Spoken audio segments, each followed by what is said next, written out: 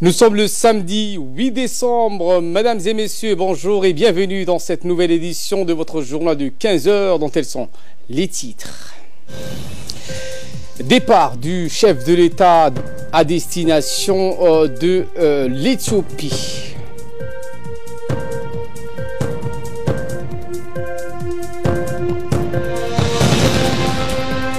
Également dans l'actualité en Allemagne, le parti d'Angela Merkel a été succédé à la tête de la CDU. Voilà pour les titres. Merci si vous nous rejoignez sur Télé Djibouti.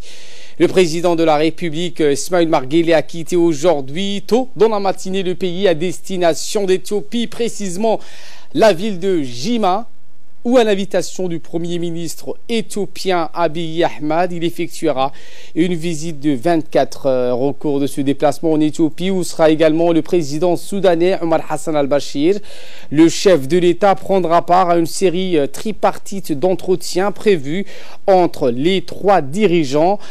Les sujets en plus sont vus dans la sous-région, notamment la question relative à la stabilité et à l'intégration économique seront longuement abordées au cours des entretiens entre les trois leaders réunis. L'agenda du président de la République à Jimma prévoit également sa participation aux côtés de ses homologues éthiopiens et soudanais à une cérémonie officielle d'inauguration d'une mosquée construite par le président Hassan al-Bashir dans cette ville. Mais un autre moment fort de la visite du chef de l'État djiboutien à Jimma sera sans doute son déplacement sur une série de sites industriels. À travers la visite de ces sites industriels, le président de la République entend aiguiser davantage son vécu et expérience directe en matière de développement industriel, un secteur d'activité appelé rapidement à prendre de l'ampleur dans notre pays. Une importante délégation comprenant notamment le chef de la diplomatie djiboutienne Mahmoud Ali Youssouf et le président de l'autorité des ports et des zones franches Aboubakar Omar Hadi accompagne le président de la République dans le cadre de ce déplacement à Jimma en Éthiopie. Les ministres de l'éducation des pays de l'IGAD appellent à l'action pour la mise en application de la déclaration de Djibouti sur l'éducation des réfugiés, des rapatriés et des populations déplacées à l'intérieur dans les pays d'accueil. Réunis à Addis Abeba le jeudi 6 décembre lors de la conférence ministérielle sur l'éducation des réfugiés, la République de Djibouti, l'Éthiopie, la Somalie, le Soudan du Sud, le Kenya et l'Ouganda ont réitéré leur engagement vis-à-vis de la déclaration de Djibouti sur l'éducation des réfugiés dans la région de l'IGAD et son plan d'action a réaffirmé les responsabilités collectives, a veillé également à ce que chaque réfugié, chaque rapatrié, chaque population déplacée à l'intérieur et membre de la communauté d'accueil et en particulier les filles aient accès dans les pays respectifs à une éducation de qualité dans un environnement d'appartenance sécurisé et sans discrimination. Outre les ministres des pays concernés, le secrétaire exécutif de l'IGAD, le haut-commissaire des Nations Unies pour les réfugiés, l'ambassadeur de l'Union européenne à Djibouti, le directeur régional de l'UNESCO, le représentant du gouvernement allemand, la commissaire de l'Union africaine ont pris part à la réunion historique et décisive qui s'est déroulée dans la capitale éthiopienne, Addis Abeba.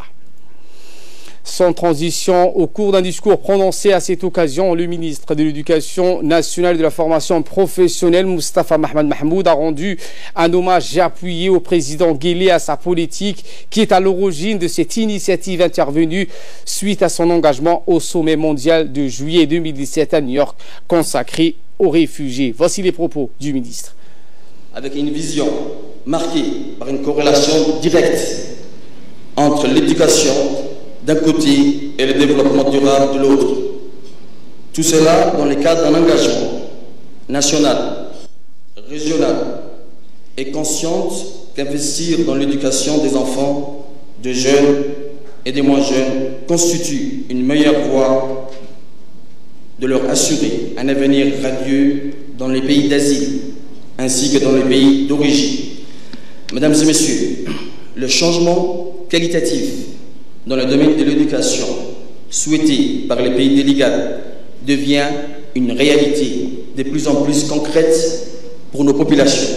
Parmi ces actions majeures du ministère de l'Éducation nationale, on peut énumérer entre autres le concept d'éducation inclusive de qualité mise en œuvre et intégrée dans le plan de l'éducation 2017-2020.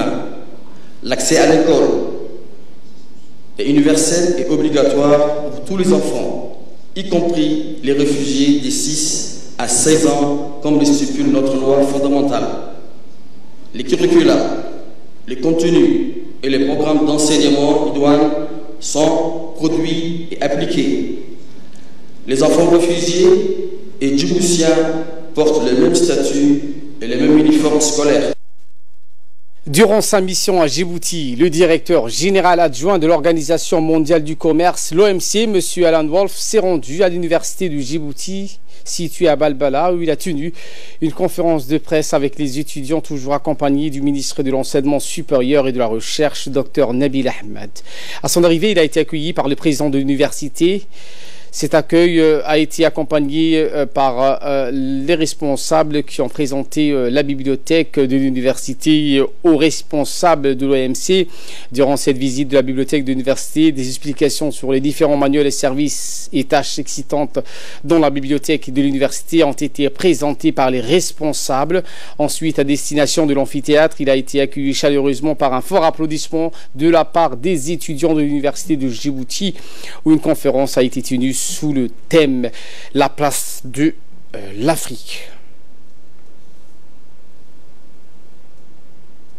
Suite aux questions posées par les étudiants qui ont pris part à la conférence, les conférenciers ont tour à tour pris la parole. Ils ont évoqué la nécessité de la participation des jeunes dans le commerce afin de participer au développement de l'économie du pays en utilisant des outils modernes, développer le climat commercial, sa connectivité dans le monde. Ils ont également parlé de l'excellente position de la République de Djibouti. En effet, l'OMC s'est engagé à aider les pays africains à tirer le meilleur parti du commerce international et à accroître leur participation au système commercial multilatéral.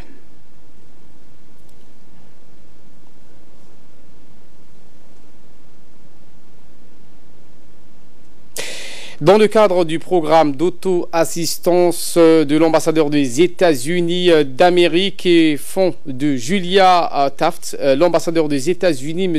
Larry André, a présidé une cérémonie de remise des dons d'une somme de $60 000 à des associations locales. Cet événement s'est déroulé dans l'enceinte de l'ambassade des États-Unis de Djibouti, des États-Unis à Djibouti, pardon.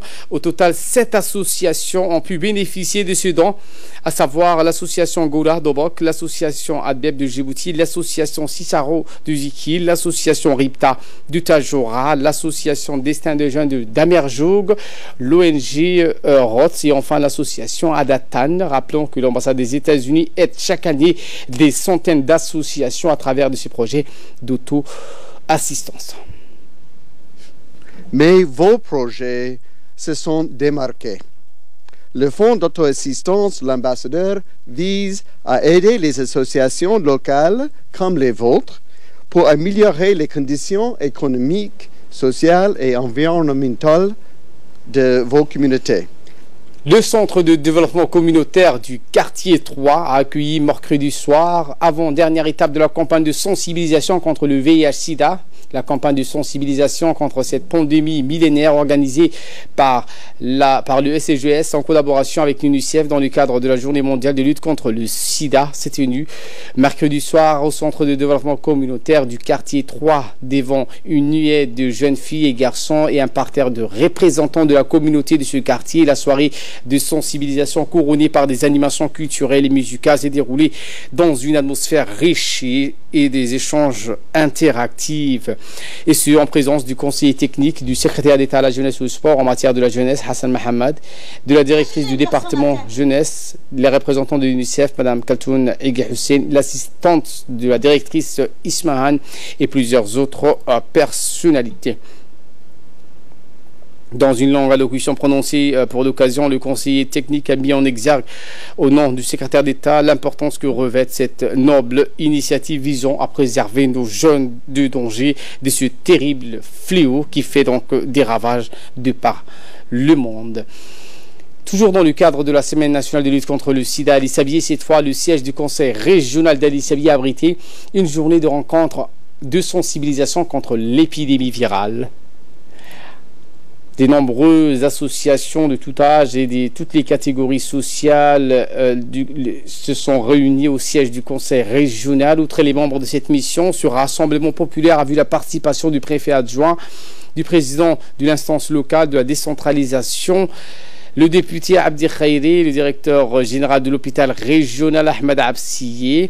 Cette année, le 1er décembre marque la 30e édition de ce genre de campagne pour lutter efficacement contre ce fléau mondial ou amoindrir ses effets sur les personnes contaminées. La thématique est retenue cette année 2018 pour célébrer la lutte contre le VIH-Sida.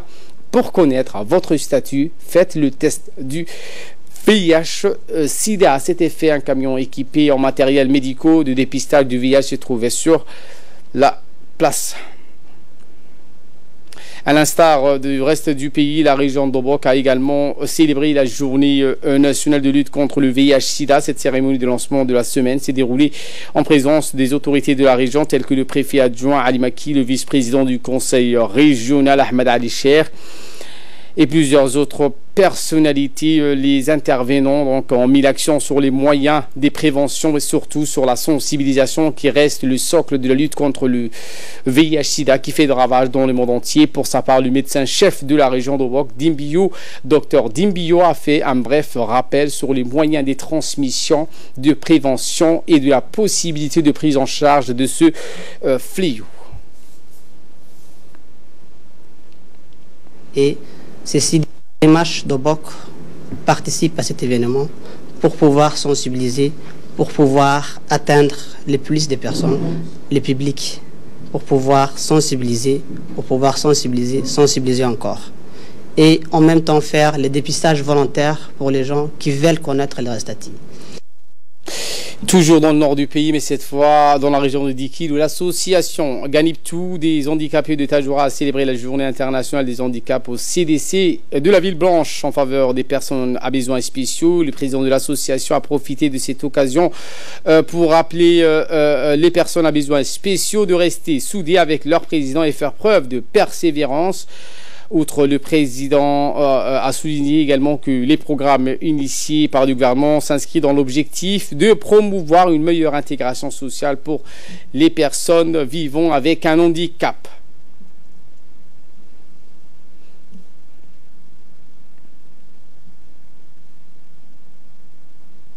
Suite aux instructions du directeur général de la douane, Gouled Ahmad Youssouf, la brigade de douane de la ville de l'unité dirigée par le responsable Moussa Omar a effectué une opération coup de poing contre les produits de contrebande et les marchandises périmées ou non autorisées à la vente au public. Cette opération a été exécutée avec la collaboration de la brigade de la gendarmerie de Dikil et a permis de saisir plusieurs lots de marchandises dont des cigarettes, des cartes de contrebande, des médicaments non autorisés à la vente ainsi que des produits, des boîtes périmées et des chichas dont la date était périmée. Au total, la douane a mis sur la main 18 kg de 42 jerrycans de produits pétroliers, contrebande, des médicaments et des produits contrefaits. La contrebande en tout genre. Nous avons effectué une opération dans les différentes boutique du chef-lieu de Dikil.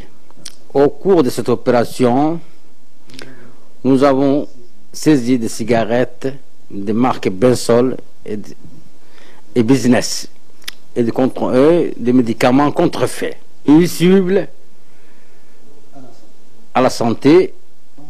Nous avons effectué toutes ces opérations sous l'autorité douanière, le directeur général des douanes, M. Gouled Ahmad Youssouf, pour une durée de 10 semaines. Les travaux ont été bien. En actualité internationale au Gaza, les tirs israéliens blessent des dizaines de manifestants à Gaza lors de la grande marche du retour. Plus de 30 Palestiniens ont été blessés par des tirs israéliens lors de ces manifestations à la frontière entre la bande de Gaza assiégée et les territoires occupés par l'agresseur israélien Ashraf al-Qidra. Porte-parole du ministère de la Santé de Gaza a déclaré que les forces d'occupation israéliennes avaient ouvert le feu sur des Palestiniens rassemblés dans l'est de la bande de Gaza pour protester contre l'occupation israélienne et exigent la fin du siège israélien du conflit depuis une dizaine d'années. Au moins 33 manifestants ont été blessés lors de ces manifestations. Les tensions montent à proximité de la barrière séparant Gaza des territoires occupés depuis le 30 mars, date du début d'une série de manifestations baptisée la Grande Marche du Retour. Les manifestants palestiniens demandent le droit de retourner pour ceux qui sont chassés de leur patrie. Et en Allemagne, Annegret Kramp-Karrenbauer, protégée d'Angela Merkel, lui succède à la tête du parti de la CDU. La CDU, le parti conservateur allemand, a élu à sa tête Annegret Kramp-Karrenbauer, une fidèle d'Angela Merkel. L'ancienne ministre présidente de l'une de sœurs, âgée de 56 ans, est également pressentie pour lui succéder comme chancelière en 2021, une élection sur le fil. L'actuel numéro 2 du mouvement démocrate chrétien allemand, Karrenbauer, considérée comme l'héritière d'Angela Merkel, a obtenu 51,7% des voix lors du congrès de la CDU à Hambourg. Elle dévance de peu l'homme d'affaires Friedrich Merz, très critiqué du bilan d'Angela Merkel. Ce dernier souhaitait d'opérer un virage à droite pour trancher avec le cap centriste de la chancelière. Ce résultat serré laisse présager des dissensions au sein de la première formation politique d'Allemagne dirigée par Angela Merkel depuis 18 ans. Voilà pour l'essentiel de ce 15h. Merci à vous de nous avoir suivis et très bon suivi des programmes sur Télé Djibouti.